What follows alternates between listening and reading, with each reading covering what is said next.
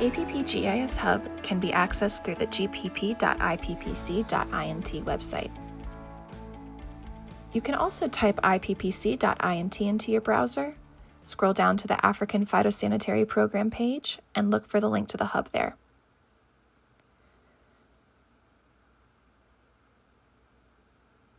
The APP GIS Hub contains everything you need to work with and interpret the data collected in the field, as well as training and support.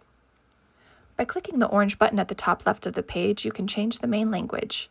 And as we scroll down, there are links to the country pages, which hold experience sites that we will go over next. There is a training section at the bottom, as well as some additional links that not every user may have access to. For support on the APP GIS Hub or data collection, use the support link found at the bottom of the page.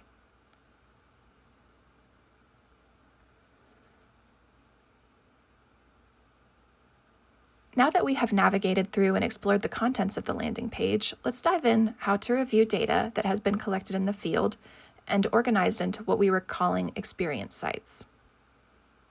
So as you can see, we're on the homepage of the APP GIS Hub and have scrolled to the section titled Explore Data by Country. By clicking on my country's name, I will be taken to a page with links to every experience site for my country.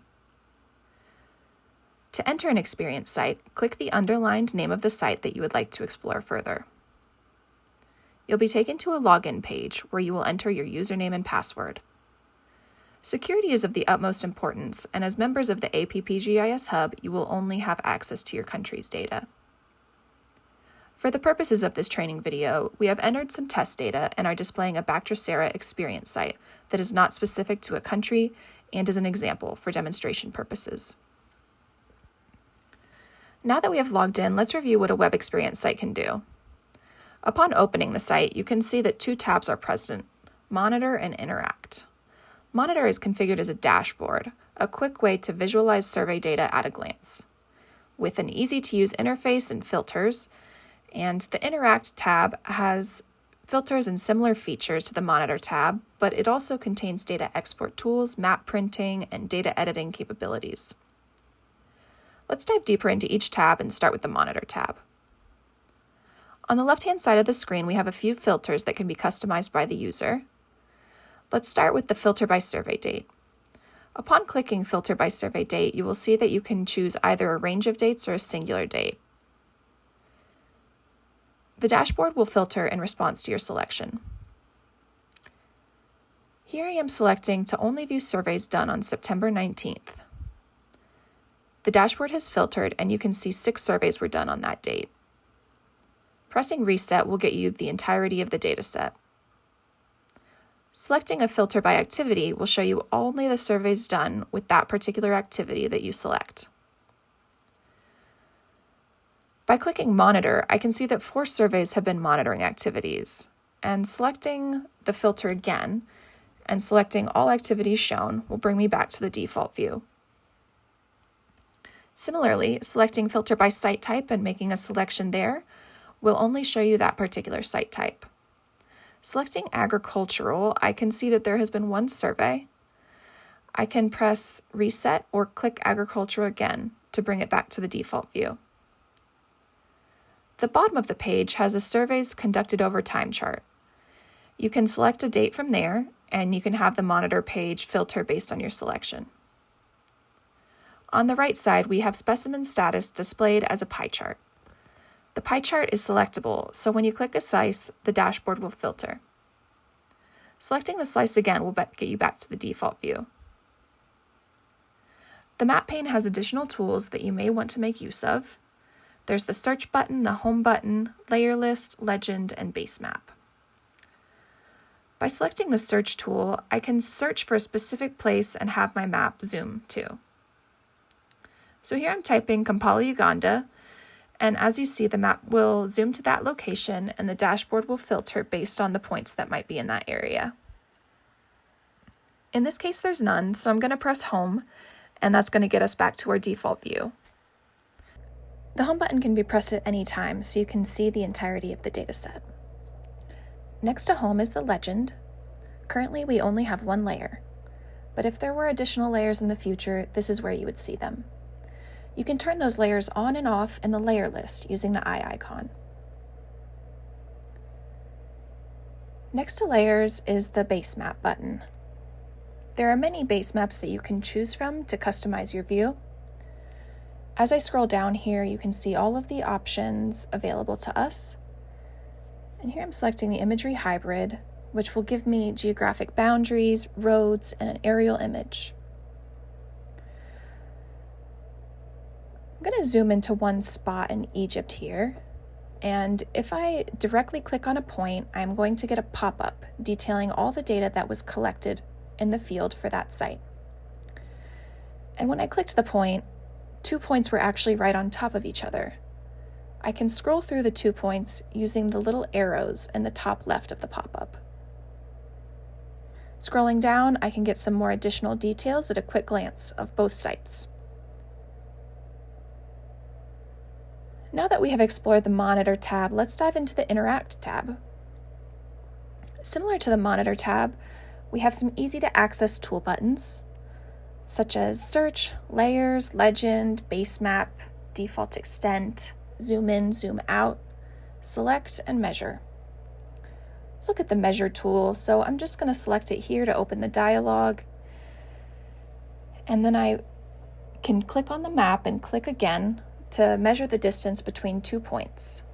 You can also change the unit of measurement. Using the Measure tool, we can also measure an area. So here I am doing that around this preserve to get a quick kilometer squared. By pressing Home, I will be taken back to the default extent. Now onto the Filter widget.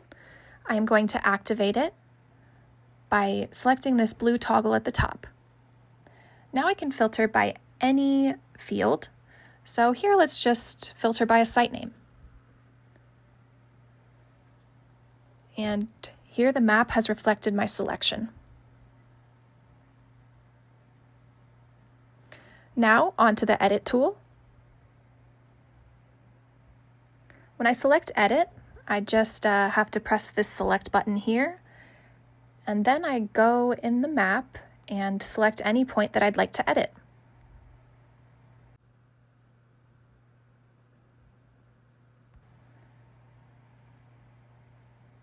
So now that you have a clear idea the point you want to edit, here on the screen I can see all of the editable fields that I am able to modify. So let's just say I mistyped my specimen count and it needs to be 5. So I just make that change here and then I press Update at the bottom.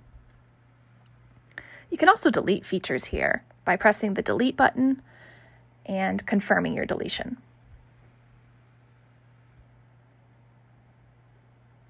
Okay, I'm just going to go ahead and re-click that point we just edited. And as we scroll down, we're going to see that that specimen count has changed from 4 to 5. When you hear back from the lab on if your specimen was positive or negative, you can change that in the specimen status field. The default value there is going to be presumptive positive until you modify it. Now let's go ahead and demo the Table tool. As we go over the Table tool, we'll go over the Select tool as well. The Table tool allows you to interact with the data in a tabular format. So we can explore the data at a quick glance this way and even export the contents. Using the Select tool will allow me to drag a box around a point and then have that selection reflected in the map in the form of a highlighted row. And if you would like to isolate any selection you make, you can press the first button here called Show Selection. Data entered in the field can also be modified within the Table tool. So double-click a cell that you would like to modify and press Enter or outside of the cell to apply the edits. To view all entries once more and unselect the isolated row, click on the second button called Clear Selection. The center button here is called Refresh, and use this to reload all data in the main view. Next to that is Show and Hide Columns, so you can customize your view this way as well. The button on the far right is called Actions and has a few data interaction options available. Here I made a selection on the data set, so you can see we have some additional options available if a selection is made. So here we've got our options to us, and let's demo an export. I'm going to select export to CSV. A pop-up comes up to save my file, so I can name it and download the file to my browser. Let's open that downloaded data set, and the CSV has opened in my Excel application. Back to the tool, the last one we're going to demo is the print tool. Before we do our print, I'm zooming to the area that I want to have in my map. Opening the print tool, making the dialog a bit bigger. The template of A3 landscape is good. And here I'm just going to rename my map. And I'll name that here. Expanding the advanced settings. Current extent is good, so that's going to be all the map on my screen here. And I can add in my name as the author. I can include a legend and a north arrow. And I can change the scale bar. Verifying print boundary. I'm going to go ahead and press print. The map has popped up in my tab. It's got a legend, a scale bar, a north arrow, and we've got our title at the top. I'm going to right-click on the map itself and save it and send it out or keep it in my files.